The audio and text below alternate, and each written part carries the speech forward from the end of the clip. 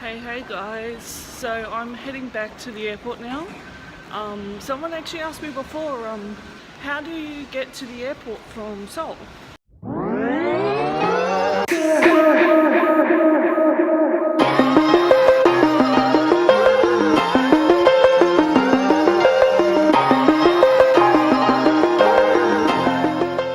So anyway, there's two options you can take. I took the first option coming in, which is you can get the express train. That cost me 8,000 won, whereas today I'm going to get the all stops train, and that's going to cost me 3,500 won. Express takes about 45 minutes to get from Incheon to Seoul, and the all stops train takes about an hour. So today, because I've got a heap of time to kill, I am going to get the all stops train. Well, if you're catching the all stops trains, or if you're actually getting on the subway anywhere in Seoul, grab yourself one of these. It's a T-money card.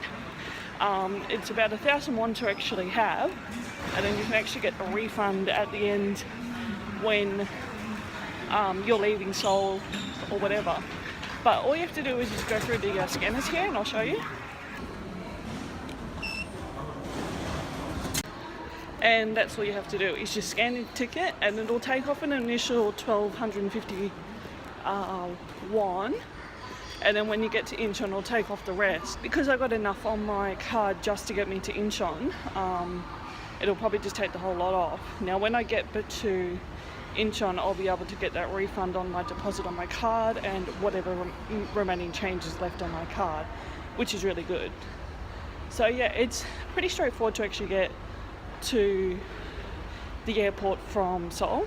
Now the other options you can take is the limousine bus or a taxi. Now the limousine bus is about 10,000 won, I think, to get from the airport to Seoul. Now that takes about 2 hours depending on traffic. Now traffic here in Seoul is notorious, so it may not be the most feasible option to actually for you guys to take to get to Seoul. So I find that the train's a lot more convenient. You miss all the traffic and everything like that. As much as taxis run 24 hours a day, 365 days a year, and do have set pricing from the airport, they do cost anything from 75,000 won to 110,000 won.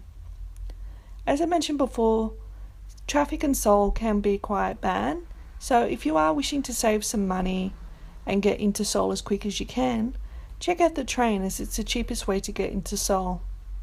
Also, be reminded that there is no Uber in South Korea, as it doesn't exist in that country.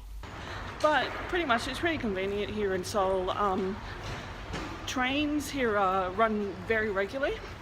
They run every 5 minutes or so, and also it is very cheap to actually get around here in Seoul as well.